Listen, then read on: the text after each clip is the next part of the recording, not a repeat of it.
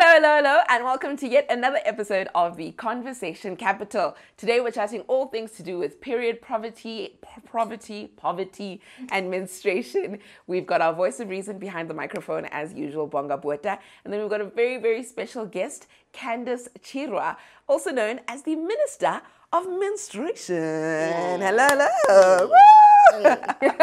So awesome to have you here. Thank you so much for coming out and joining us. Thank you for having me. I'm really excited for this conversation. Let's get the flow going, go with me with the flow. Yes, pun intended. All period puns will be noted, and we expect the editor to have like a ping list. For every pun. For every pun. We want a period counter, okay? And I want a drop of blood. Yes. Oh, yes, actually. that shows up there. Okay. Actually, and then to make it more interesting for the number of period puns, you guys must donate a certain amount of pads to a charity of your choice. Thank you very much. Talk about a minister with a plan. Oh, thinking, she came with a machine here. Yeah, I know. Did you hear she said you guys must donate? Yeah. I'm always working. I'm working. 9 to 5, 24/7. South African ministers can learn a thing or two from you. Okay. Honestly, you don't have the blue lights, but you are working harder. Exactly. Service delivery is heavy here. Exactly. We're impressed. I'm trusting the right Heavy people. here. I got that. Yes, that was a fun. Okay, so tell us, who's Candice Chirwa? How did you get the title of Minister of Menstruation? Tell us about yourself. The development of the Minister of Menstruation wasn't like an appointment that I got via an email. I think when I talk about menstruation, or when I think about menstruation, I always just think about when I started. And I started when I was 10 years old. And my first feeling was just outright fear. Like, if someone had to have a Netflix series and there was like a horror movie, my face would be like the picture, of that Netflix series. Like, I was terrified. I felt like something was wrong with me. I felt like I had a disease.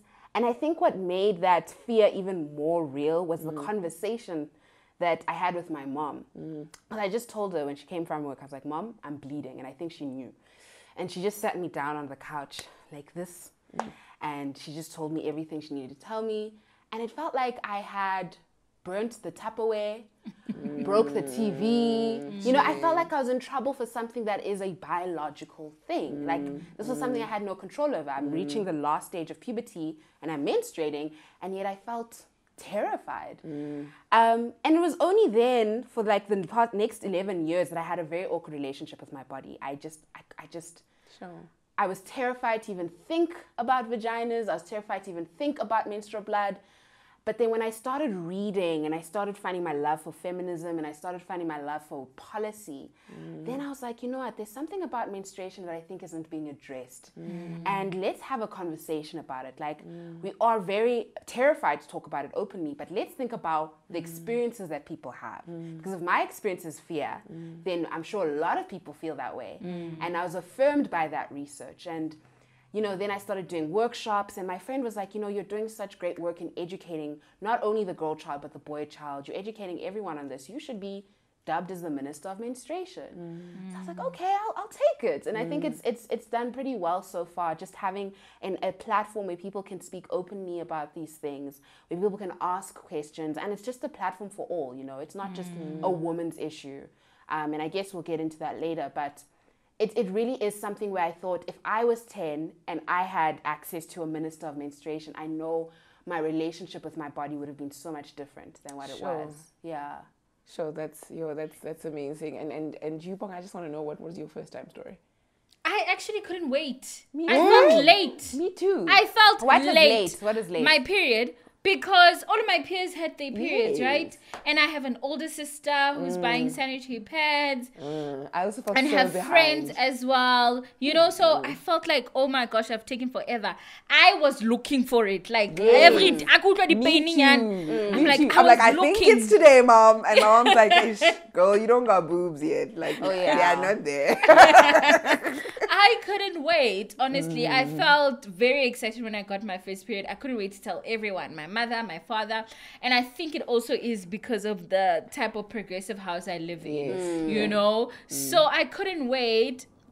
Also, in my home, there wasn't that thing because you have your period, you're likely to get pregnant, Okay. or you're now you now there's a possibility that if you're having sex, you can be pregnant. That was not the immediate conversation, unlike most girls. For me, it was just, oh wow, you're a grown girl, and then I went to go buy pads with my dad because my dad also believes, he wanted to be an active part of it. So there wasn't an immediate fear. For me, it was immediate excitement. Finally, I'll buy a pad. Finally, I will. I think what's interesting is that everyone always has an overreaction. That was a pun, by the way. I got it. That was a pun. Overreaction. You're giving so much work. And that was a slip of a tongue, but it's a pun. We're making it but everyone always has this overreaction, and it's either the worst or it's the best. And I think in society, what menstrual activists are trying to do is we're just trying to say, let's just normalize it. Yeah. And as much as we all sneeze, let's just, normalize the fact that we are bleeding. I will be very honest. Like, I understand why we have to menstruate. I understand why. I get the biological reason. But the symptoms, okay? It's just pure bullying at this point. Like, there's no reason why I must be experiencing brain fog, booty pain, headache, cramps. It just doesn't make sense. Is that one TikTok? Yeah, that one pain in the bum. Guys, I thought it was abnormal. I kept it to myself for so long because I thought it was abnormal, that pain in the bum. And we really should start talking about period poverty. But my thing is just how like you don't get used to it. It changes all the time. Like this year, for the first time in my life, I've been experiencing PMDD, which is something I never experienced, which would be your premenstrual depressive disorder.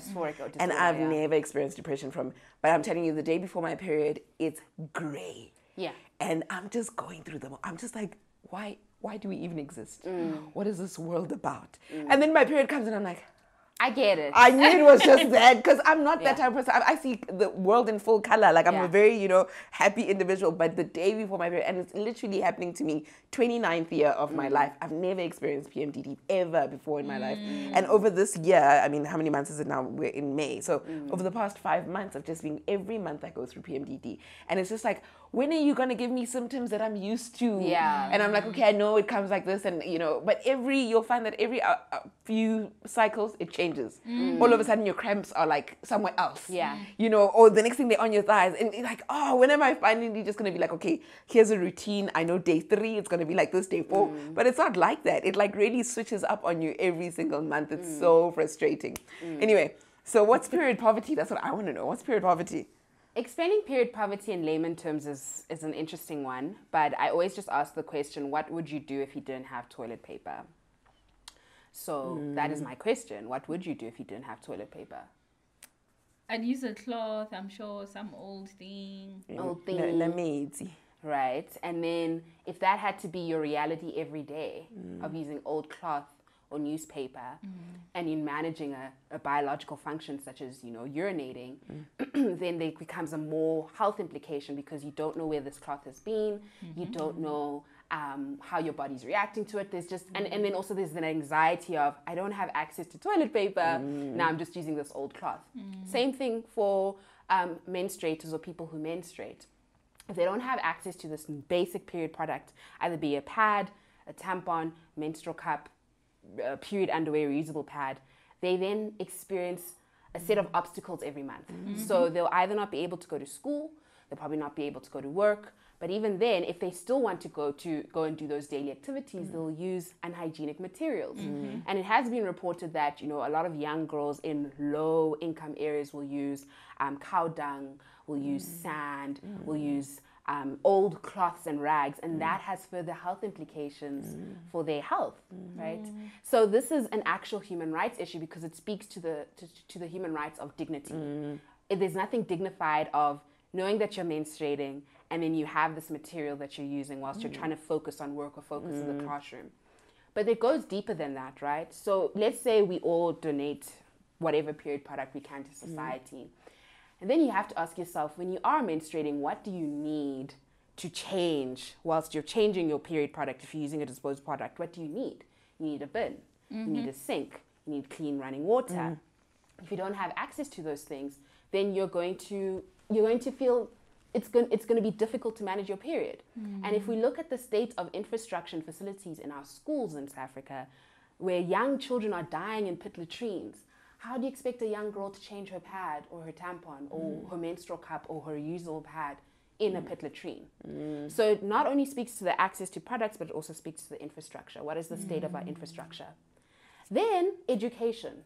So I'm not only speaking about like, you know, the education you watch on TV or the magazines. I'm also speaking about the education that is being given from teachers to the child. And often it's little to none. When I think about my experience, I came from, I went to a private Catholic school. So I remember the boys were separated from the girls. And then the boys were playing on the school, the rugby field, and the girls were in class. And there was this old lady who was coming to explain to us why we shouldn't have sex before marriage. And then she said, if you do have sex before marriage, this is what's going to happen to you. And she had a whole presentation of different STDs.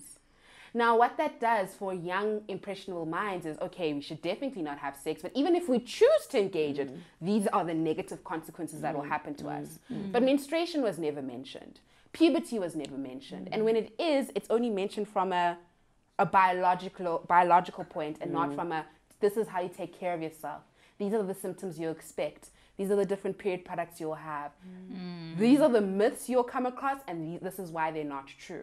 So there's a lot that goes into period poverty, and it's not just about the access to products, but it's about how is one living their life whilst they're menstruating. And what a lot of menstrual activists are advocating is to say, our period should just be seen as a full stop and not an end to someone's life. Because there actually have been cases where young girls have committed suicide for being either bullied or for being put into huts during their period because the society believes you should isolate. Go to a menstrual hut, no one should see you. The conditions of the huts are bad. And they kind of keep themselves warm and they die due to smoke inhalation, or they die because, you know, the huts are far away, animals attack them. This is a real human rights issue, you know? So this is something that we try to advocate for, to say, let's talk openly about our periods. Let's say the word vagina confidently, and let's actually talk and reflect on the experiences of each menstruator. Yeah. Sure. I mean, last week I went to a high school here in Joburg. It was a girls' school, and they had this girls' theatre night. And so a friend of mine's teaches the drama. A friend of mine's friend is the drama teacher there. So we went to go support. And on stage, these girls get on stage and they're wearing lingerie. And then they do this whole skit poem thing, and then they go, "Stop calling my vagina a cookie. This is a vagina." And I was I was so embarrassed, and you know, and I realized that there's so much work to be done in me. And I think I'm progressive, but for me, those kids seem too I mean, they're grade 8. I was like, you know, I just felt so overwhelmed. And I kept looking around at the parents. At least I'm not a parent. Yeah. But I kept looking around at the parents, like, are they okay with this, you know? And these kids were like, like the poem went on, "This is a vagina. This is you know, and saying it now, I'm already embarrassed. I'm just you know, but there's so much work to be done. Yeah. And I also consciously have to consciously be like, don't be ashamed. Don't be ashamed. Don't be ashamed. Whether it's grabbing a pad from my bag, you know, because you're just so embarrassed. In high school, I used to keep my pads in a flip file, right? And sometimes it would fall. And I think because of the things my dad taught me, it would fall out and then there'd be a hoo, and I'm like, it's a pad. You know, get over it. Like, what the hell? You know? So I've always been not embarrassed because this is a natural thing that happens. But for other people around you, it's a hey. I remember I remember I was visiting my dad, and then someone that the lady that helps him in his house, I think I had forgotten my pad in a weird position or whatever, and then she brought me to the side like, "Sissy, you know," and I'm like, we can, he's like, I'm like, "No, we can speak," like, "Oh yeah, no, I'm very sorry, you shouldn't be coming across that," but I left it in an awkward position, but it's how she called me to the side as if it's some, you know, I mean, it's covered properly and everything. I just happened to forget it at that moment. You shouldn't even have to apologize for something. Like, it's the same thing. Like, if you drop tissue Why are people like so scared over the fact that you are using a pad or a tampon or whatever because it's going inside your vagina? It's the implications of that thought that, oh, it's going inside the vagina. Oh, the vagina is this. It's like, guys, the vagina is life-giving. Like, what else other than that? And that is what our periods are. Maybe because it's such a sacred organ. Oh, God, it gives life. Yeah. Maybe that's why there's such a hullabaloo around it. But there's also a lot of dirty connotations that come from it, right? Yes. So there's that double thing of like, yes, it's life-giving, but how do you make that life? Ooh, sex. Ooh, oh my God, right? Yeah. But then you're also like, oh, but it's the same vagina where menstrual blood comes out of. Isn't menstrual blood dirty? You know, there's so many things. And menstrual blood is not dirty, by the way. It isn't. So that thing of like, oh, menstrual blood's dirty because it comes out of my vagina. No, it's not dirty. Sure. And, you know, as you're chatting, I remember I used to be part of an organization called Pleasure Pad. I think I can say your name, guys. You guys love me. I love y'all. And I remember specifically there was a time where we had a TV interview and our president or founder at the time went to go talk. And I really it was a really long time ago, many years ago, easily maybe 8-9 years ago. And so I don't remember the details, but there was somebody in like a political position that was there, and it was just this discussion around that. And so like I think there's been great strides around periods right now. Yeah. Easily in the past 5 years. I mean, we just got 0 VAT on the product and whatever have you.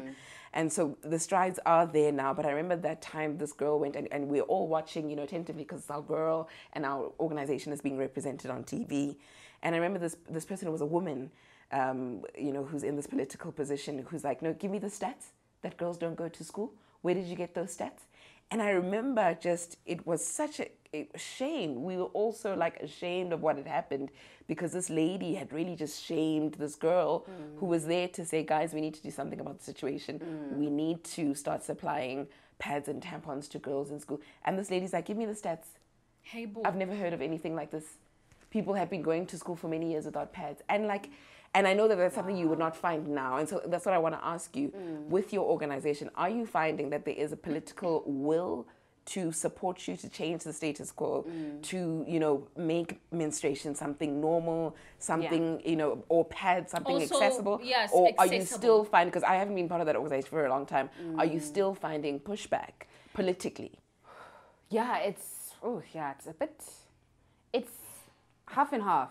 So there's a lot more awareness around the lived experiences of menstruators because the research is now saying that, you know, 30% of girls in South Africa don't go to school whilst they're on their period. There's also another research showing that up to 3.3 million South African girls experience obstacles whilst they're menstruating. But the research, there are like errors with the research in saying that, you know, in collecting it, it's a bit difficult. But either way, the research is there.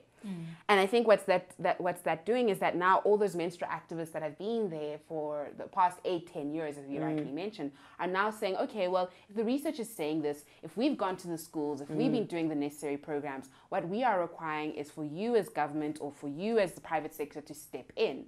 And there is a lot more awareness now. And I think a lot more companies are now realizing that they have a responsibility in ensuring that they are fixing or resolving this one issue that affects gender inequality. Because period poverty is part of gender inequality. It affects majority young girls and women, and that holds them back in trying to be as equal to their male counterparts, right? So I think corporates are seeing the responsibility. But then from the nonprofit side, when we as nonprofits then go and say, government, private sector, we want to work with you or see the work we've been doing, there's a lot of red tape that still exists to this day, and just trying to even get a foot in the door to say, let's just present this idea that we've been doing for the past 3 years. Just hear us out. All we're asking for is just maybe 5% of your resources to help us increase our scale of impact. And we are rarely ever heard. So it's a bit of a frustration, right? But I think there's a power in social media in that 10 years ago, the menstrual activists didn't necessarily have Twitter or Facebook or Instagram to share their experiences. All they were relying on was just, you know, protesting and, you know, using journals to sort of put these experiences in the academic space. But now with social media, you have a vast array of menstrual activists who are coming out, sharing their stories, whether it be personal or political, and saying, this is why we need to end period poverty, you know?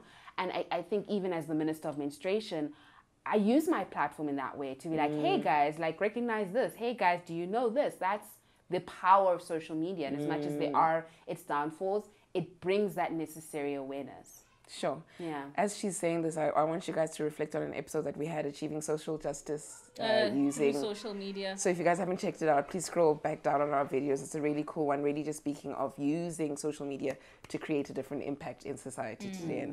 And I think that's really cool. If you're to reflect, Candice, on other countries, right, that in your opinion are doing it right, what do you think South Africa can do?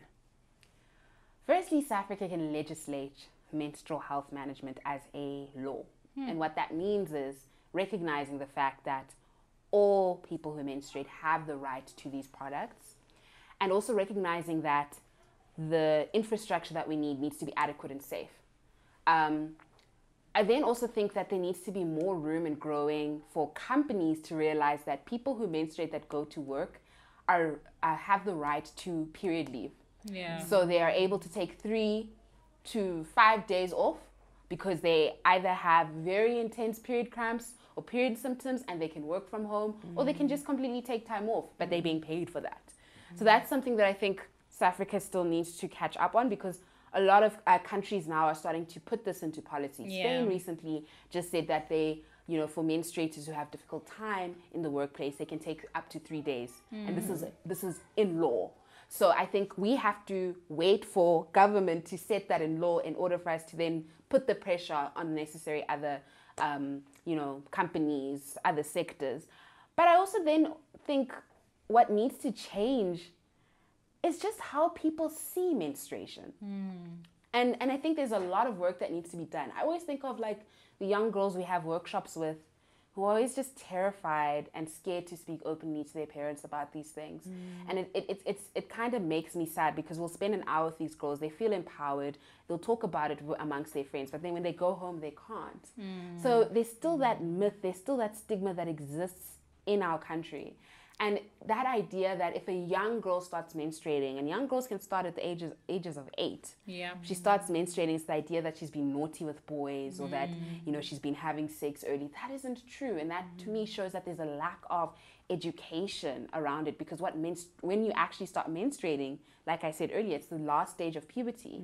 So as a parent, you've noticed that your child's hips are widening. Yeah, you already know when the period is coming. You know, exactly. So you should be aware to say, oh, my child's not being naughty, she's actually just growing up. This is a transition from girlhood to womanhood. There are people that think like that. There are people that think like that. There are parents who think like that. So glad my mom was a nurse and I was in a progressive household. My mom, she was so happy. My baby's ovaries are working. That was my mom. It was such a celebration. She called every aunt, I was so embarrassed. We love it. There's some societies that actually celebrate it. There's some societies that actually have period parties. So you would get a red velvet cake with a, pad or a tampon, and it should be. I actually need to do that to my baby. My baby needs to know that it's not a dirty thing. Exactly. If we could host period chela, ding, ding.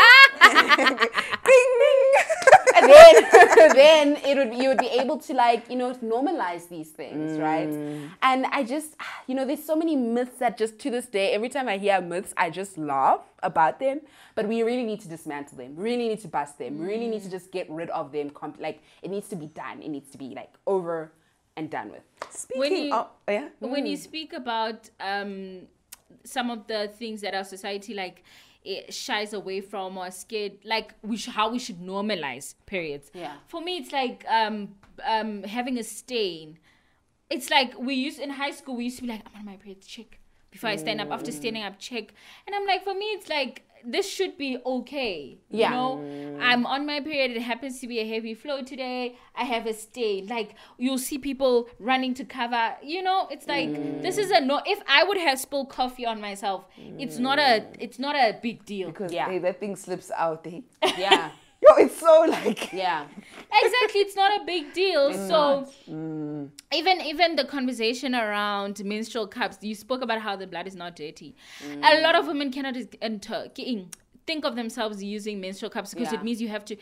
interact with your blood. And you know, for me, it goes deeply to our relationships with our bodies. Yeah. You know, like just like how you'd wash your hands, like Yes. it's your blood, you wash your Just how hands. you No, wipe but it let's get over. into this one then. The How menstrual much cup. time do we have? Okay, but let's get into this one Yeah, real quick. yeah, We've got yeah. very little time Yeah, left. yeah. But a menstrual cup is a very difficult thing to use, guys. But here we're not It talking takes about the practice. difficulty. We're talking about women saying, The ew, idea. get and touch my blood. okay, Yes, okay. we're talking about that part.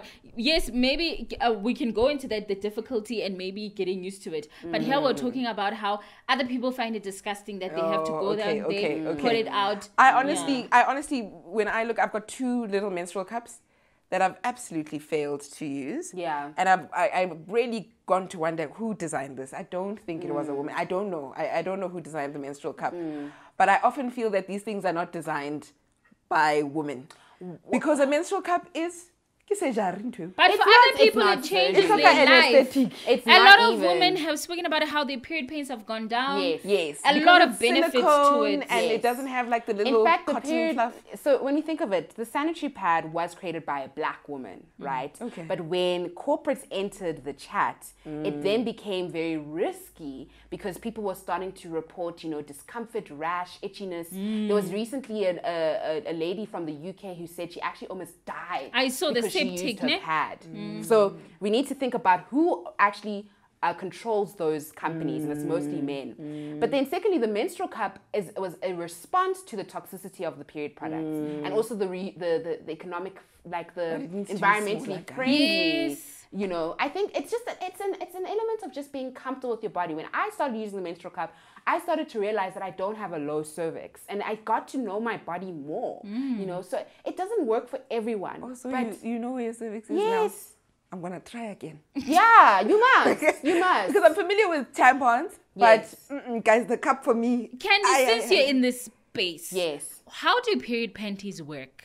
Like your underwear that you're wearing right now, same thing. Except the inner laying has 4 layers. Yes. And the middle 2 layers absorb and trap the menstrual blood, so you don't feel your menstrual blood. Wow. It's leak proof. That is People, personally it's my blown favorite the minds thing. of a lot of That's people. a nice one. Favorite And then do you thing. throw it away? No, you wash, wash it. You keep it. it up to 5 years if you take care of it well. Yeah. You penty. Yeah, Yep. normal panty, my friend. I saw it and they look Yeah. great. They, They don't look look so amazing. bulky. They No. don't look. But I was like, how does it get I've never panty? heard of this one. Yeah, period panties. Mr. Price. That has it sounds now. better. Mr. man. Price, Cotton On. Oh, I you did can see find it. reusable what for Mr. Yes, Price. Is yes. that, I'm going to try it I out. was mind blown. The fact that you could wear underwear and no addition, Yeah. nothing else. Nothing else. You're free blown. bleeding. Ding, ding, ding. Ding, ding, ding. Thank you so much, Candice, for joining us. Unfortunately, we have reached the end of the episode.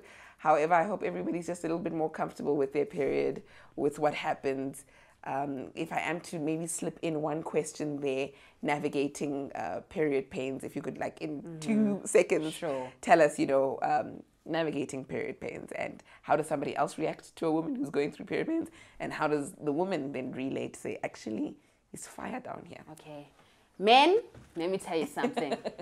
If your menstruator, who is a partner of yours, is in pain, e-wallets, shankura, money, shalete, zars, euros, dollars, rands.